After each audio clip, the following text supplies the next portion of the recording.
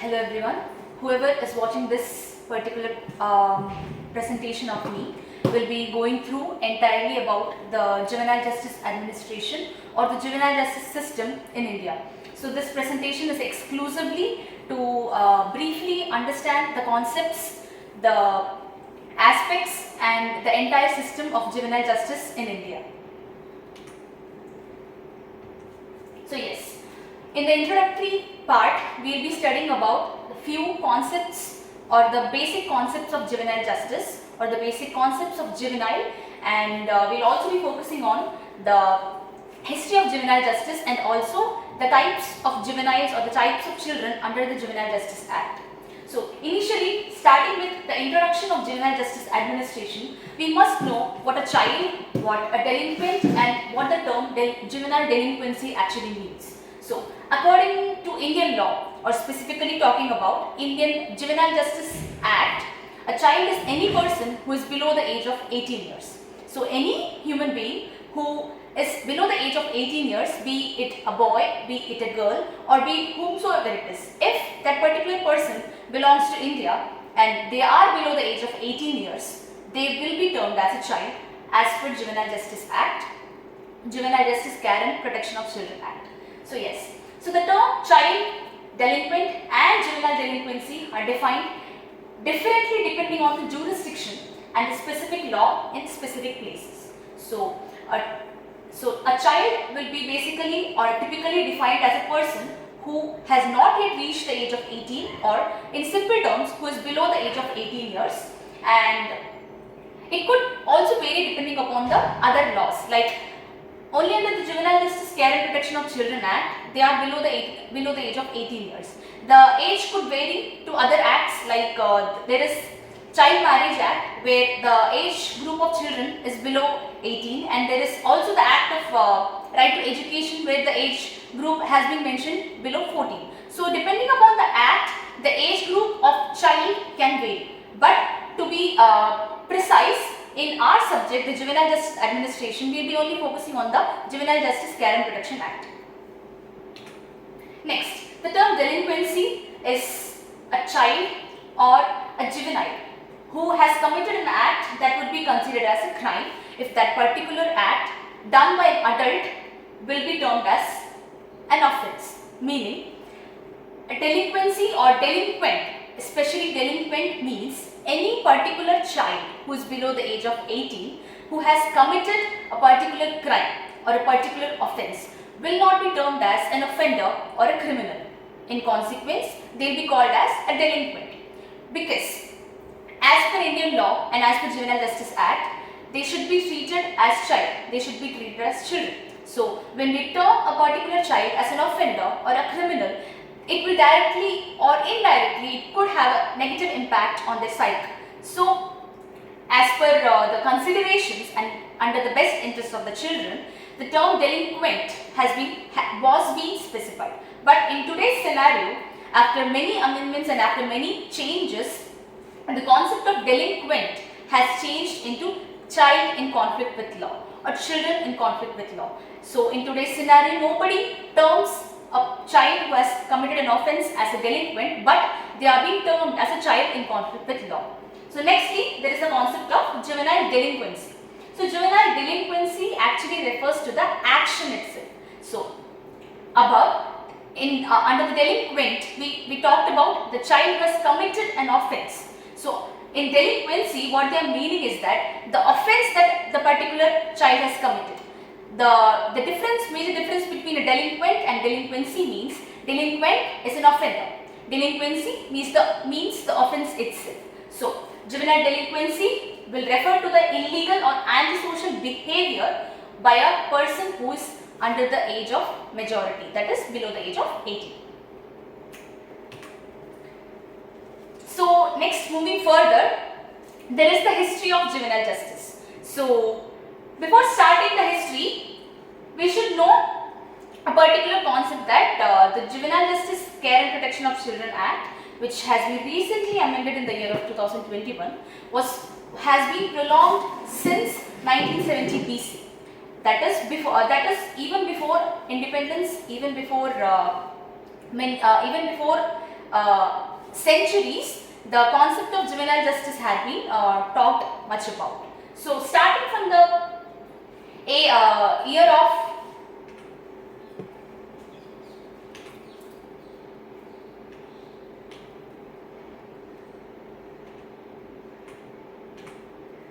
starting from the year of 1970 BC, it is the first attempted code of what to say. It was actually the document which first talked about human rights, which is when we also talked about children. So the Code of Hammurabi in the year of 1970 BC could be traced as the first document which mentioned something about juvenile, which mentioned something about children who have committed crime, children who need specific care and protection. So in the sequence of history, 1970 BC comes first. Next is 1850. In the year of 1850, in the second sequence, the Apprentices Act was established, and it is the chronology wherein the first English law meant to deal with the children in distress that are to be trained and traded at the industries. So this act was enacted to provide that the children who are below the age of 15 years and who have committed the petty offences will be bound as apprentices, and they will be made to work under industries and made to be working under the trading businesses. And in the next sequence, the third concept under the history is in the year of 1860, wherein we all know that the Indian Penal Code was enacted in the year of 1860. So this particular Indian Penal Code, which is a very important aspect in Indian criminal law, has exempted children under the age of 7 years from criminal responsibility, that is under section 82, and treats them differently throughout various procedures. So next is 1864, and during this period the British rules like the Whipping Act of 1864, which was a majority important act, was passed to punish the juveniles through whipping, like beating them with ropes, and this was particularly done to treat them and to change their behavior entirely. So they believed that beating them would effectively change their actions, would effectively efficiently change them from committing any offense. And next in line is 1897, wherein the Reformatory Schools Act was established or enacted, and this came into effect for providing that children up to the age of 15 years who were sentenced to imprisonment, who were sent to jails or who were sent to prisons, would be sent to the reformatory cells to reform themselves, to change themselves, to rehabilitate themselves, and not to get punished. And next comes 1986, where after independence, the first ever Juvenile Justice Act was established. So until 1986, there was no particular act which specifically or directly focused on the term juvenile. But after independence during the 1980s, specifically during the 1986 year, the Juvenile Justice Act was enacted, which was the first ever act which directly and fully focused on the aspects of juveniles, juvenile administration and juvenile justice system. So after that, this concept of UNCRC, that is the United Nations Convention on the Rights of the Child, which was ratified by India in the year of 1989 and 1992, the Indian government felt that we still need changes in our persisting Juvenile Justice Act of 1986. So after many reviews, after many challenges, the juvenile justice system rescheduled itself and amended the Act in the year of 2000, namely the Juvenile Justice Care and Protection of Children Act 2000. This was again enacted in the year of 2015 and again in the year of 2021. So during the 2000s, this act was majorly focusing on the amendments which included that the children should be below the age of 18 years. That should be the major focus, that the definition of a child should be that they should be below the age of 18 years. And on the other hand, children were initially termed as delinquents. So during this era, that concept of delinquency was changed, and they also included the terms like children in conflict with law and children in need of care and protection. So during the year of 2015, as I already mentioned, the act was again amended, and it was majorly because of the tragic incident that happened in 2012 Delhi, that is the Nirbhaya rape case, due to which the reformatory committees felt that the existing Juvenile Justice Act of 2000 should be reformed again, and it should include certain other specifications to meet the needs which is at stake in the present scenario. So next concept, moving on to the next concept, which is about the types of children. So as we are discussing the Juvenile Justice Administration, we know that the concept of child is divided into two categories, that is children in need of care and protection and children in conflict with law. So this category of types of children will come under the concept of children who are actually in need of care and protection. They did not commit any offense, they did not indulge in any kind of antisocial behavior, they did not do any illegal activities, but they are in constant need of care, support and protection. So these 5 categories, we can include others too, but as of now, these 5 categories are the major focus wherein we are targeting the population who come under the concept of children in conflict with law. So the first concept under this is orphaned children. Orphaned children are meant to be those children who have lost both their parents, who do not have anybody to support them, who do not have a proper legal guardian to support them, who do not have anybody to take care of them, who are entirely left on their own and who feel distressed all the time, and who can be vulnerable to any kind of offences, or who themselves can indulge in any kind of offences. So these children majorly are those population of children who have lost both their parents, who do not have a place to stay, who does not have any access to basic amenities, or they don't have any legal guardianships or the legal person to take care of them. So those category of children will fall under this orphan children, and these children are given some kind of interventions under the JJ Act. Next is neglected children. The type number 2 under the types of children would be neglected children. So the neglected children are those who are deprived of basic needs, including food, shelter, education and parental care, either due to deliberate neglect or inability of the parents to provide them. Meaning that these children have parents, they have either mother or father or both of the parents with them, but still they are being deprived of their basic needs. They are not being given basic needs such as food, shelter, education and health care by their parents.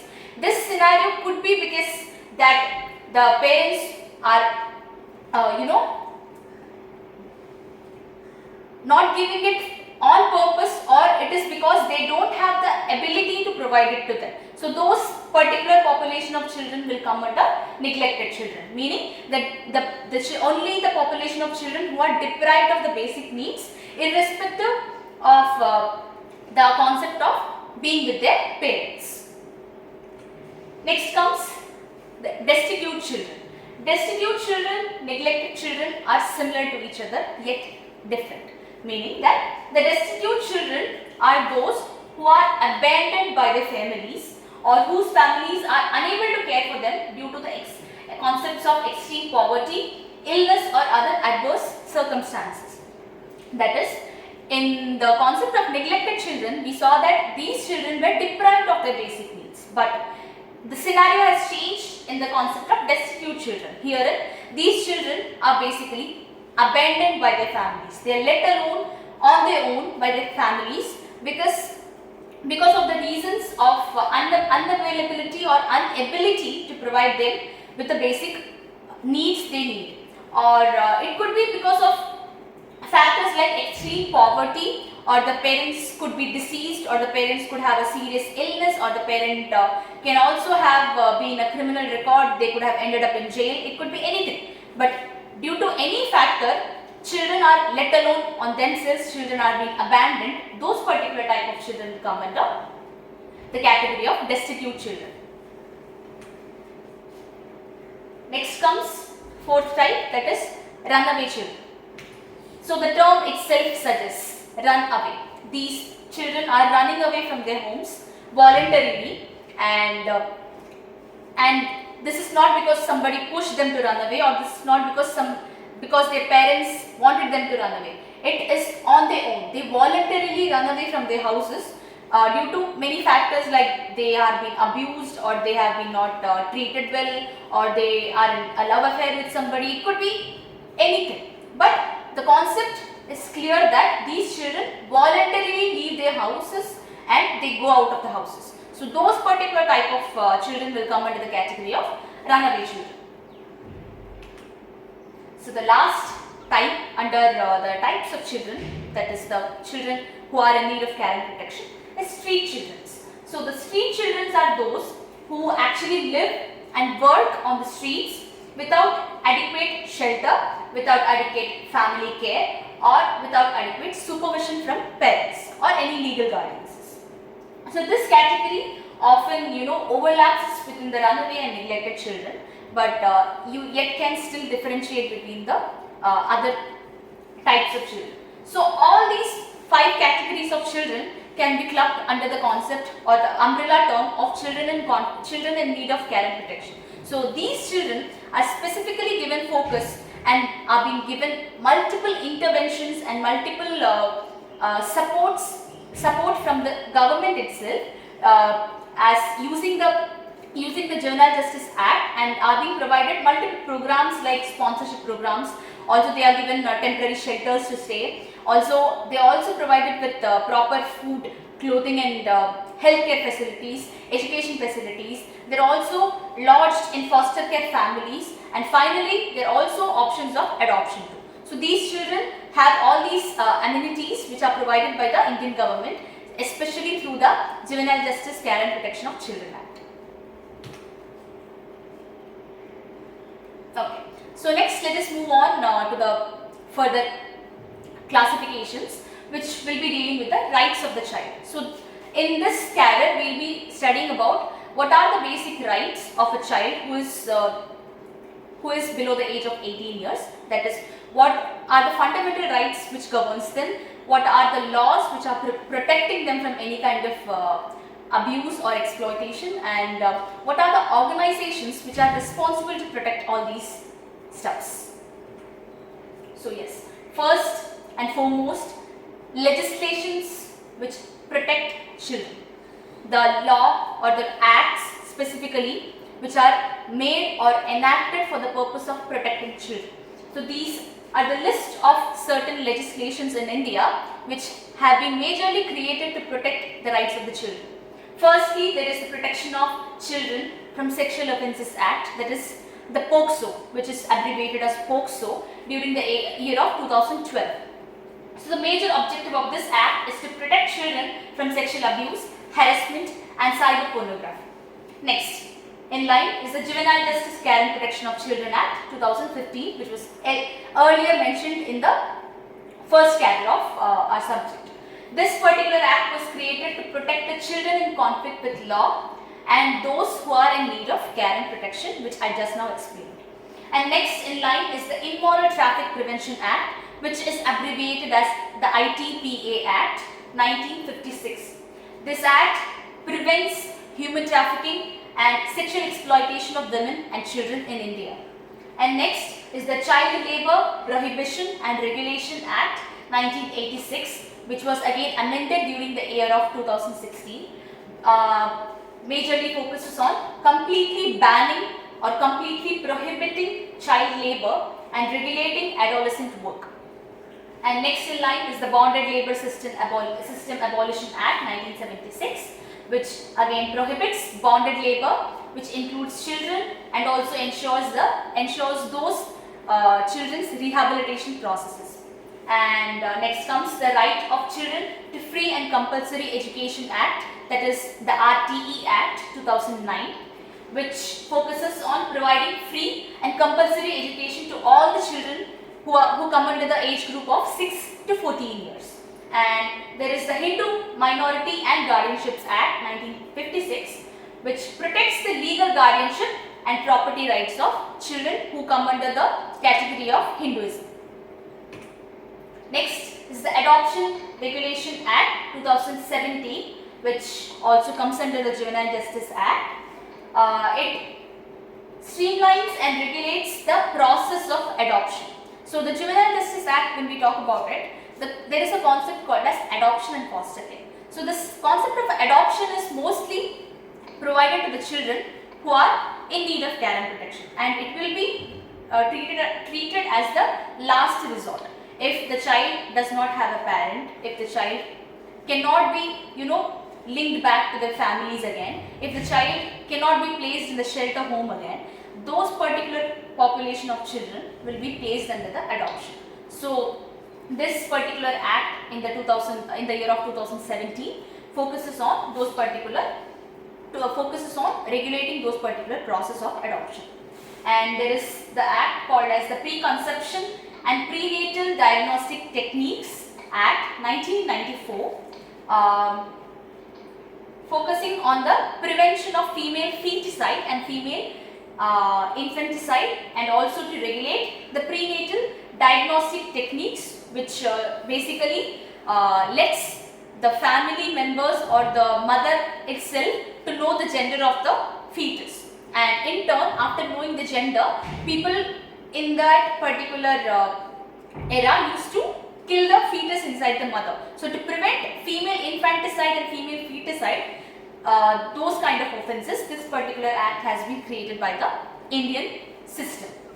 And next, there is the Prohibition of Child Marriage Act, again a very important legislation which helps preventing child marriages and protects the rights of every child or every minor. And lastly, there is the Dowry Prohibition Act 1961, which prohibits giving as well as taking dowry from the family of the bride, basically.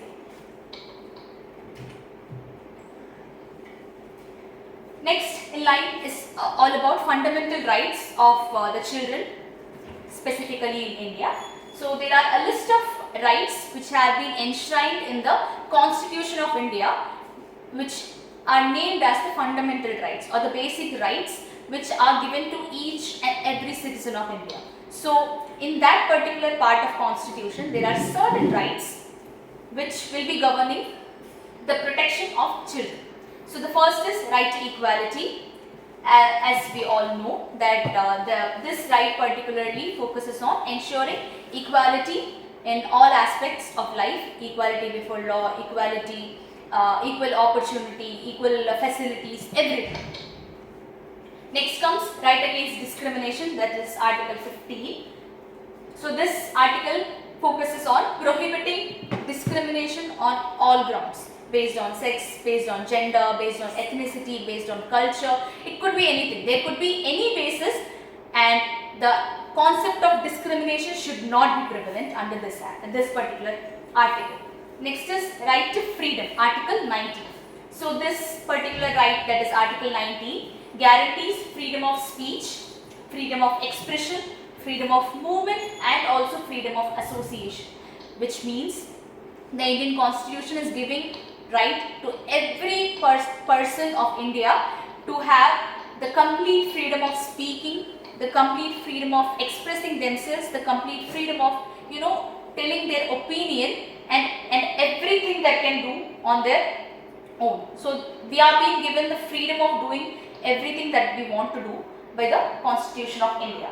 So the next right is right to education, that is Article 21A, which guarantees free and compulsory education for children who belong to the age of 6 to 14 years.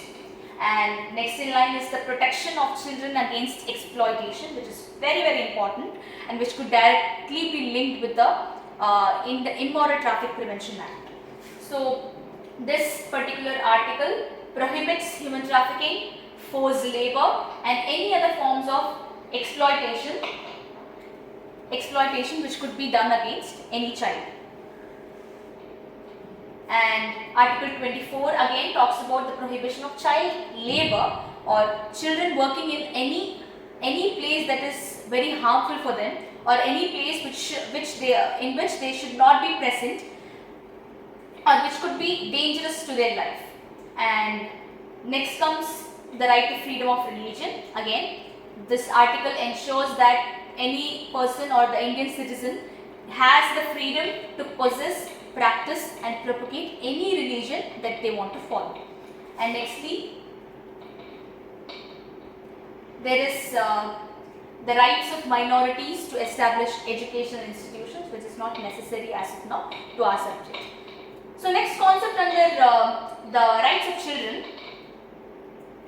is the National Commission for Protection of Child Rights. So we discussed the laws that are relating to the child protection, and we also discussed the fundamental rights which govern the protection of children. So now let us focus on the organizations which play a very vital role in protecting all these terms. So this organization, mainly the National Commission for the Protection of Child Rights, that is the NCPCR, is actually the apex statutory body in India, which is the topmost body in India in the central level, which is majoritarily, or which is only focusing on protecting the rights of the children and giving proper penalties to those violate the rights of the children. So this particular organization was created under the umbrella of the CPCR Act, that is the Commission of Protection of Child Rights Act 2005, and this organization comes under the direct control of the Ministry of Women and Child Development. So moving further, the NCPCR has its own structural organization. There are specific duties, there are specific roles that this organization has to perform to maintain and protect the rights of the children in a smooth manner. So first in line is the role of NCPCR. So the NCPCR is tasked with safeguarding the rights of the children and ensuring their development and protecting them from any kind of abuse, exploitation and neglect. And it also monitors the implementation of laws. It also investigates the complaints against with respect to the violation of the children's rights, and it also advises the government on making certain policies or on making certain laws to improve the welfare of the children in India, and also promotes public awareness and sensitization about the rights of the children and the issues which are connected with the children. So the major duties and functions of NCPCR are as follows. So it recommends policies and programs at the central level. It advises on measures to prevent child abuse, exploitation and neglect. It reviews the existing laws and suggests the recommendations or amendments to improve the existing laws if required. And it also monitors the implementation of the laws, specifically such as the Right to Education Act, or it could be the POCSO Act, or it could be the Juvenile Justice Act, or it could be the ITPA Act, anything that are related to the protection of the children. And it also evaluates the performance of child care institutions and juvenile homes and other child welfare facilities.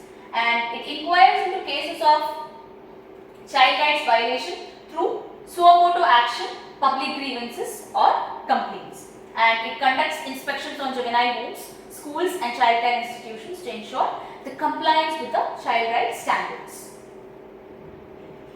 So, the structure, what is the organizational structure? Who is there to run this organization? Who all come under and work under this organization is the next concept. That is the structure of NCPCR. So, this particular organization is headed by a person called as the chairperson of the National Commission for Protection of Child Rights. And this particular chairperson will should be a very eminent person, a very powerful person who should have a proper expertise and experience in the field of child rights. And this particular member or this particular chairperson will be appointed by the President of India in consultation with the particular selection committee which will be formed to select this person, and under whom there will be members who will be heading the 6 major divisions of NCPCR, which will be the education, the child, the healthcare, the juvenile justice, the child labor, the law department, and healthcare facilities of the NCPCR organization. So these are the 6 major divisions of NCPCR, and the members will be heading each divisions as the coordinating in charges who will be assisting the chairperson. And nextly, there will be a member secretary. So this particular person will be handling the day-to-day functioning of the commission, and they will act as the link between the commission and other stakeholders.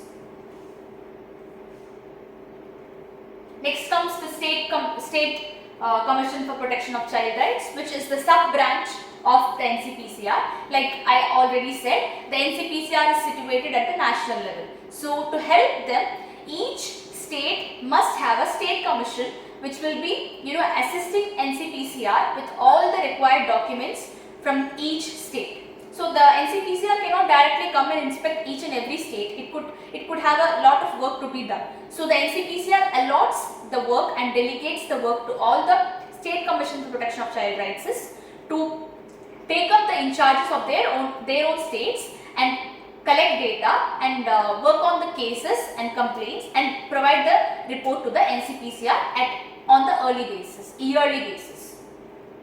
So the roles and objectives and duties of SCPCR is much